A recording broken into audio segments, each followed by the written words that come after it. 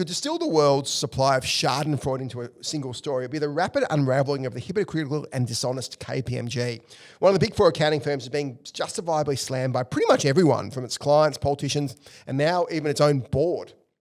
KPMG's Australian directors and former directors claim they've lost trust in the firm for misusing confidential client information after KPMG repeatedly discredited and ignored an explosive whistleblower claim that the firm brazenly shared confidential client documents to win new audit work. KPMG even accessed very confidential board papers of long-term clients, most notably Lendlease, which was a 70-year client of the firm, to win more audit work for its multi-millionaire senior audit partners. Labor Senator Deborah O'Neill, who's been a bit of a bulldog in all this stuff, said evidence given by KPMG's top brass was truly shocking and suggested an untrustworthiness that could undermine confidence in the company audits and markets more broadly. This would in turn harm every Australian who has ever worked. The chairman of Lendlease, John Gillam, blasted the behaviour of KPMG, its auditor for almost 70 years, in sharing confidential documents to win audit work at Westpac and Dexus. Gillam claimed it was a fundamental breach of trust, and how can we trust them if they can't do that? Clearly furious, Gillam told the Inquiry, whenever you have a fundamental breach of trust, then you have other doubts that creep in. The AFR noted that KPMG employs 9,000 people, almost 700 partners, and last year earned more than $2 billion in fees. Insiders fear a chunk of this revenue could be at risk because of the scandal. KPMG argued that it had launched 3 investigations into the hugely damaging accusations and claiming that law firm Ashurst had conducted the first. Incredibly, this was denied by Ashurst, meaning that the disgraced firm even lies about the investigations that was appointed.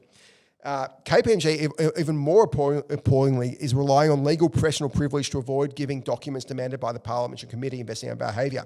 This move was blasted by current and former directors. So have you followed this part? This is almost the most outrageous of all this outrage. So basically they had this whistleblower, they ignored the whistleblower. Eventually, the whistleblower contacted the board, actually, so Mike Baird and these guys. Mike Baird forced these criminal executives to actually do something. They then got these law firms in, and because they got the law firms to investigate, they came, it's privileged, we can't give it. They've got this criminal conduct, or allegedly criminal conduct, or certainly dishonest conduct. They got this law firm to investigate them, and they're using this internal investigation to avoid giving it to a real investigator. That's just outrageous. And in the meantime, no one protects the whistleblower. So the whistleblower is being exposed internally throughout the organisation. Globally, I think he got fired. And ASIC, I'm not sure the whistleblower got fired. They tried to fire the whistleblower pretty quickly. They certainly dismissed the claims. And ASIC has conceded that they have inadequate powers to protect the whistleblower because something about these types of partnerships don't exactly fall under ASIC as part of the Corporations Act. So this whistleblower who has now said, I wouldn't do this again, it was too terrible. Yeah. This country can't even protect the whistleblowers that do this. We know we're hopeless protecting Hopeless. But I think what's so disgusting is the behaviour of KPMG. And if you know Dorothy Hisgrove, who was the head of people, who's probably internally the most on-point person here, have you seen her record? No. This is quite the record. So she was Ahmed Fahour's person at NAB and then Australia Post. Ahmed, I don't mind Ahmed, he didn't have a great record on any of these organisations. Then went to the AFL. We know what I think of the AFL, what a disaster that's been. Then went to PWC during the whole cover-up of the whole tax leaks thing. And I actually think PWC was less bad than this, I should add. And now she's at KPMG during this cover-up. Is there a more fireable person in Australia than this person? This is outrageous. I agree. So I generally find a lot of this stuff quite boring with these big firms. I'm not saying this story is boring, but because there's all sorts of stuff that goes on in these firms that is just, I don't know, it's just a bit boring to me. But I do agree with you that what happened with PWC, it feels like they tried to make a real example of it and it got political steam and maybe some unfair things happened to some people internally but some people deserved it. But some people I think were kind of put up for public execution unfairly, right? Remember what PwC did? So PwC was on the government's sort of advisory board, and the government said, we might do some tax stuff. They went told some big clients internationally, here's some stuff that could happen in Australia. But by the time this happened, the government found out, shut them all down, and not a cent of revenue was lost. I'm not saying the PwC's conduct was great. It was wrong, but they didn't. What they did was very inappropriately shared briefing information from the government. So that's wrong, and some people should get fired. But it was a victimless crime, really, because they wouldn't lose a cent of revenue. They didn't sell out their own customers. That was the clients. So they've got a duty to these clients. They stole their board papers and tried to win work. This is outrageously bad. And so the person who's taken the fall so far and who deserved to take the fall was former CEO Andrew Yates, who led the firm when this behaviour occurred, and more aptly during the whole whistleblower. Like, it's bad enough that behaviour occurred, but the treatment of this whistleblower was the most outrageously bad behaviour. I agree with They that. did everything they can. This is like, remember Theranos when there was all these whistleblowers and they were hiring people to like stalk them and follow them and bully them and all that kind of stuff. That's called we've got something to hide. Absolutely. And Yates was paid $3 million salary last year alone. He's getting a $1.7 million termination notice payment. This is a guy who should get nothing. Like, clearly should get nothing. There's a real question. Well, I think that's the end of a career, though, isn't it? Like, he's old anyway. I know, but the people that run these things, they want to go sit on boards after this. I think the board path is now closed. Even worse. And this is the worst part about this Andrew Yates guy. So Andrew Yates in 2023 said this. This is why the PWC issue is so disturbing. Based on the findings of the Tax Practitioners Board and the most recent revelations from Senate estimates, the conduct of PWC was clearly unethical and unacceptable. Yates even emphasised that KPMG did not use legal professional privilege improperly, a reference to PWC's use of legal device to stonewall investigations. How many times can this guy lie in one sentence? He could go into politics. This is good training for politics. I don't think even politicians lie this much. I'm not sure about that. Yeah. This guy's First, he's accusing PWC who acted right, and this is after all this stuff was happening. He knew that they knew what was going on then, and he's trying to claim we would never claim professional privilege. He then went and claimed it. This is just outrageous how bad this guy's a shocker. So not only did he basically try to steal clients from PWC, he also lied about the whole process in front of Parliament.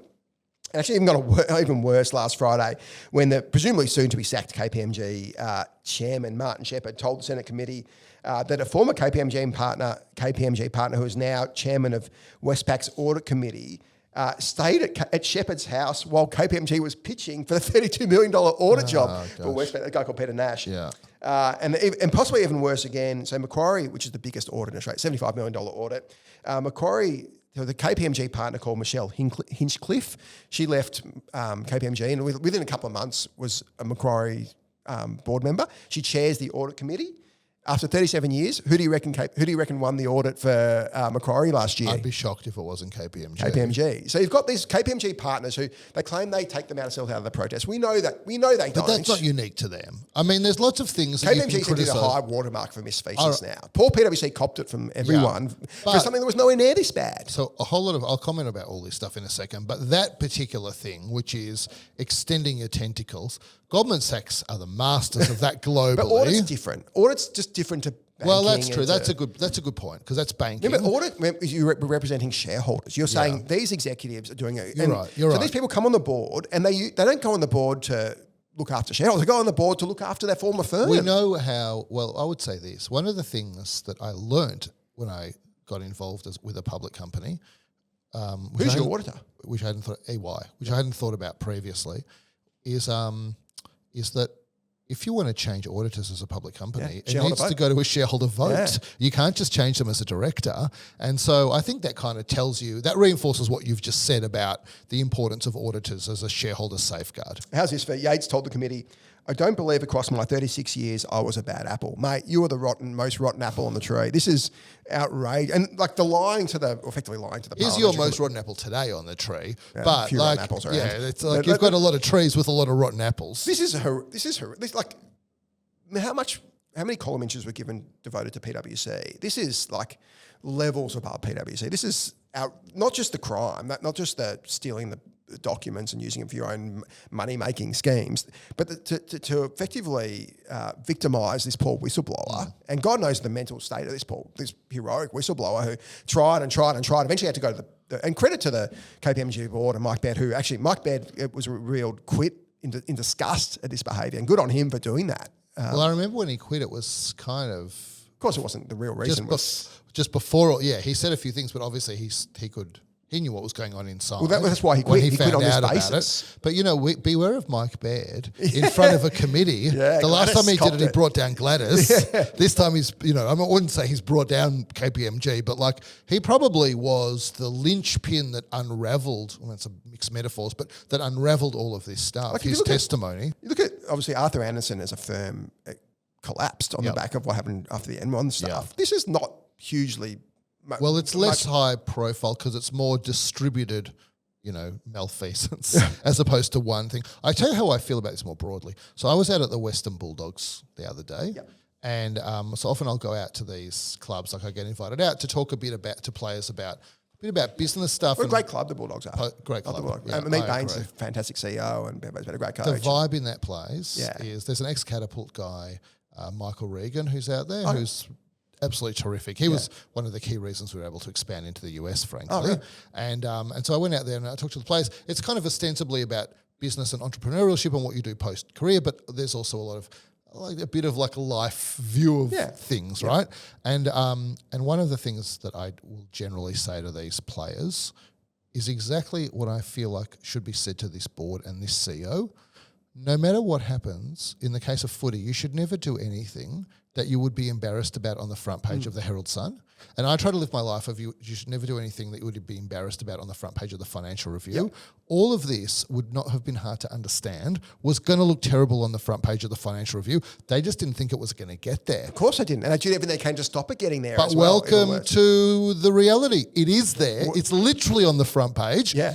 It feels How to me... bad was the hypocrisy, though? This guy's trumpeting 2 years ago. I remember reading that thinking, this guy seems like a real prick. Like, how dare he... Like, PWC were at the low ebb. They'd done something stupid, but whatever. Like, it was nowhere as bad as You're more worked up about hypocrisy in general than I am. Yeah, hypocrisy is the worst. Like, I don't think it's the worst. I think bad behaviour is the worst. The hypocrisy... Like, we're all hypocrites. You're you're a hypocrite. I'm a hypocrite. We're all engaged in hypocrisy. But this is hypocrisy writ large. This is like the peak of hypocrisy. We don't all engage in fraud, thankfully, and screwing over our customers. That's why I'm more concerned about that part of it.